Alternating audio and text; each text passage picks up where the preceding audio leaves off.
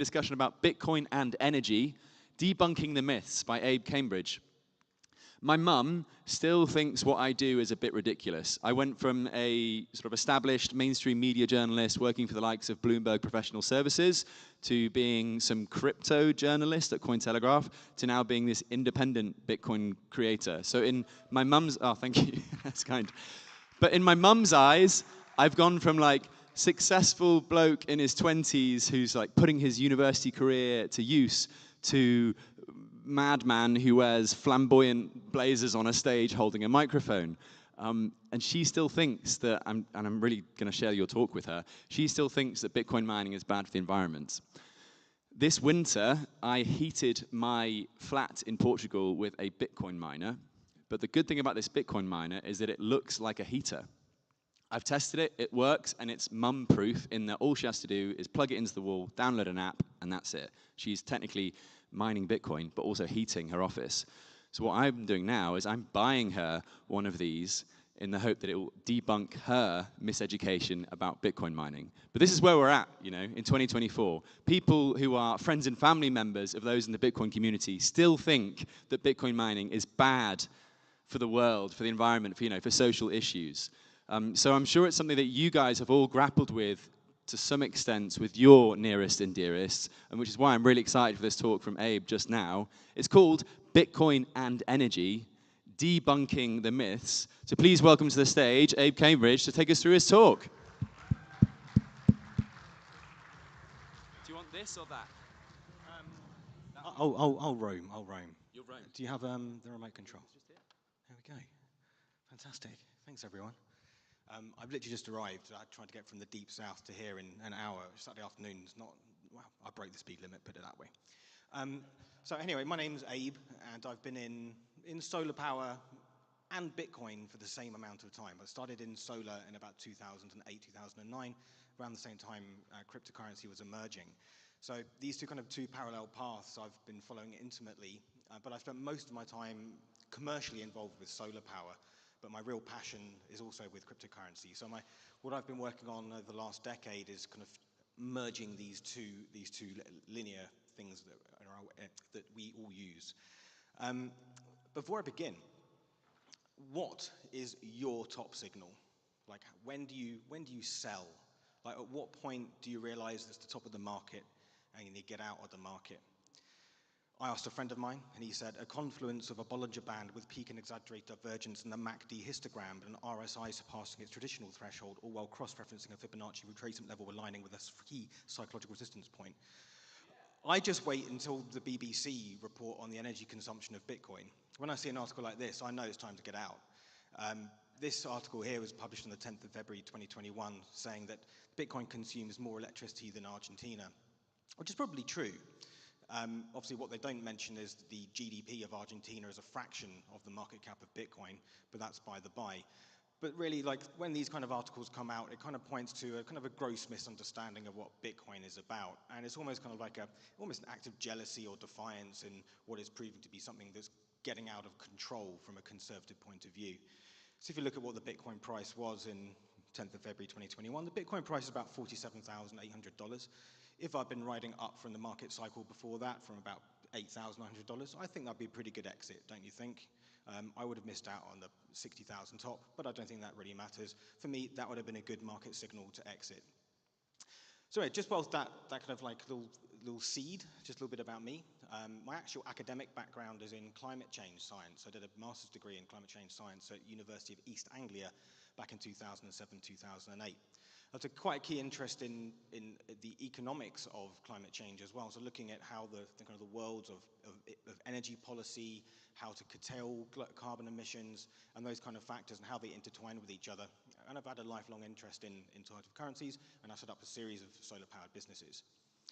So the thing that really struck me at the time of the global collapse of the economy in 2000, 2008 was the whole kind of like principle that the international financial system and the global fossil fuel industry are basically in absolute cahoots with each other. You know, the Iraq war was about oil access, and there's no doubt about that. And who bankrolled Halliburton in order to go and enter Iraq to secure oil? It was the US dollar. The US dollar is the petrodollar. The two things are completely combined. Now, in the year of the bailouts, 2008, 2009, the year that the Genesis block was laid down and embedded in the Genesis block, was the year that the Royal Bank of Scotland in the UK got bailed out astronomical sums of money by the government, and in that same year, the same CEOs of that bank paid themselves bonuses that exceeded the bailouts that they received, to a certain extent anyway. But anyway, so that just highlights to me that the whole philosophy behind the traditional financial system is completely, it's, what's the word? It's fucked, put it that way. Like we need to move to a completely new system, and Bitcoin represents that. Now, in 2014, I came up with the idea that if we were to combine crowdsourcing of solar power plants with a global peer-to-peer payment system with remote ownership of assets, you can have basically a global solar power platform that enables an individual anywhere in the world to own a solar panel somewhere else in the world, and Bitcoin was the transaction mechanism to enable remote ownership of solar panels. It was a platform called the Sun Exchange. Some of you may have been using it, but it's a platform that's been running since 2015.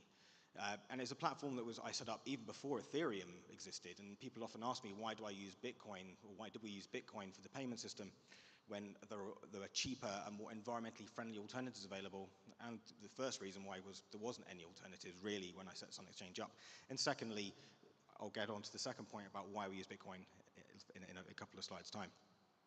So I wrote this blog in 2016 highlighting the potential of solar energy in the digital currency space.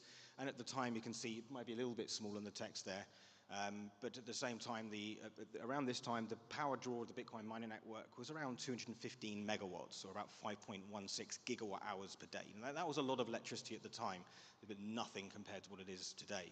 But at the same time, the Bitcoin price was around $400 at that time. So with $400 worth of Bitcoin, you could probably finance around 1 megawatt of solar power plant.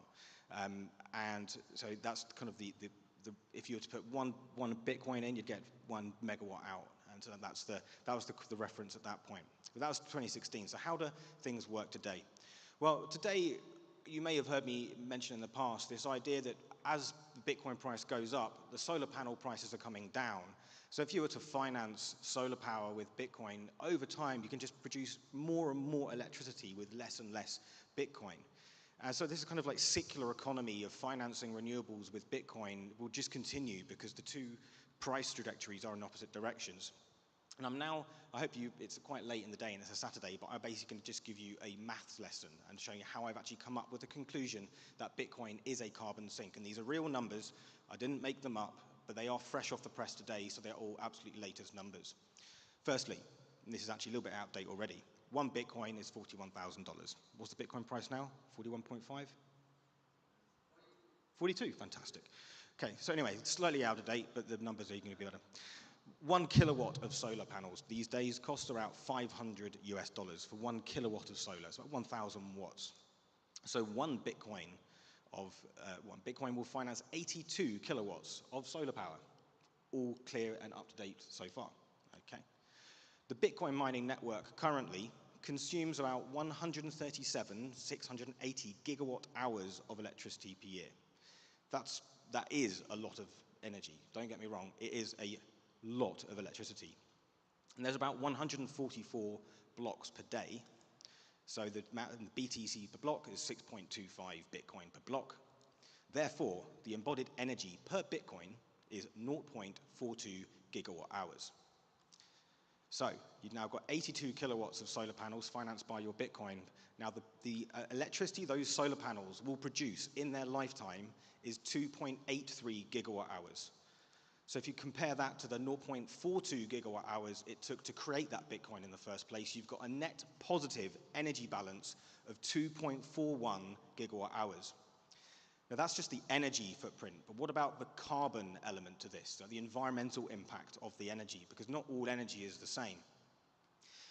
Now Bitcoin mining has been moving around the world, and the cheapest sources of energy now, anywhere in the world, is going to be renewable energy. Solar and wind is now the cheapest source of energy in the world, with the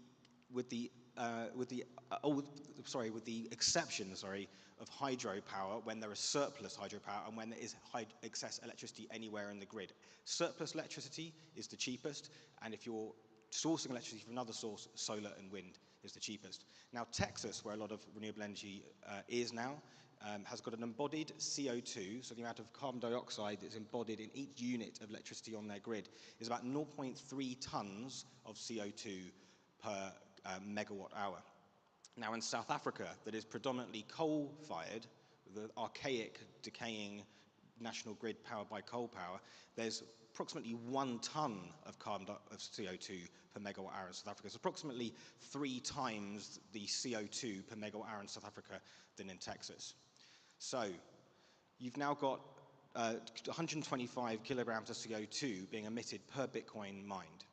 So to avoid, if you put 1 megawatt hour of electricity in South Africa, you're avoiding from solar 2,800 megawatt hours of CO2. So 1 megawatt hour of electricity produced on solar in South Africa saves nearly 3,000 megawatt hours. So that's a CO2 reduction of 2,700 tons of CO2 reduced for each BTC's worth of solar power delivered into South Africa. So let's just reiterate that. If you put 1 Bitcoin's worth of solar panels in South Africa, you're saving nearly 3,000 tons of CO2. So the Bitcoin mining network around the world combined produces around 41 million, it's like 41 megatons of CO2. So the amount of Bitcoin that's needed to offset the whole of the CO2 emissions from the whole Bitcoin network would be about 14,500 Bitcoin a year to offset the CO2 emissions. Now, that's about 4.4% of the Bitcoin that's being mined.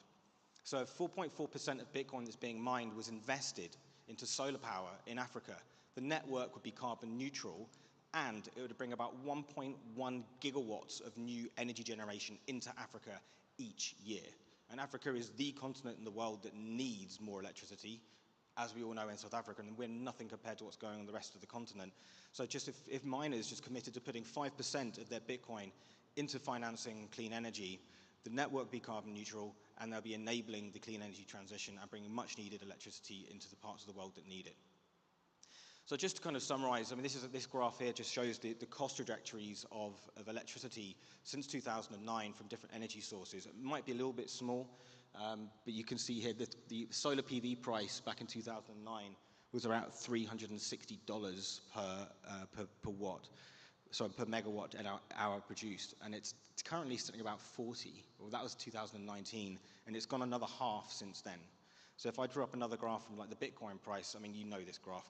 We all know this graph. We love this graph, and you know, you should see like the two cost trajectories are completely separate. So key message: the cost of solar is going down, and the value of Bitcoin is going up, and that's the absolute principle. Like that's where the two worlds merge and complement each other.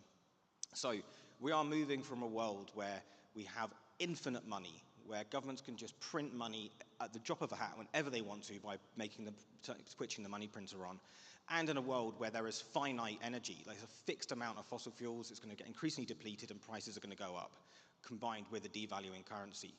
And by switching to the alternative system, which is a world of finite money, where the value of it will continue to increase over time, tapping into an energy source that is basically infinite from the sky, but with a cost that's continually going down, you're basically just completely flipping the energy economics of the world. So next time you see this kind of news article and you make an exit and we walk away with our fortunes, what are you going to do? What are you going to do with your newfound wealth? Don't be like this guy. This guy is an absolute douchebag.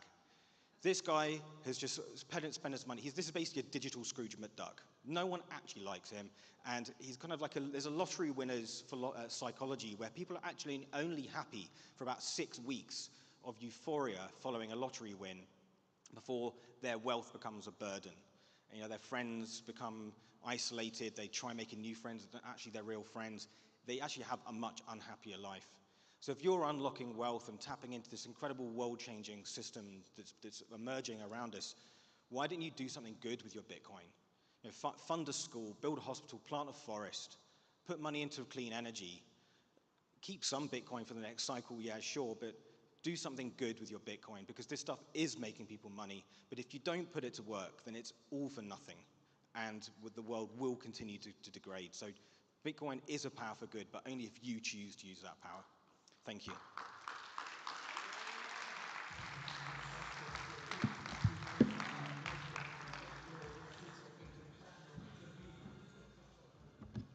Wonderful message to finish on. Thank you so much, Abe. That was fantastic. We have a quick break here, but rush back, because we'll either play the game just before Okin's talk or just after it, depending on whether or not I've finished it by then.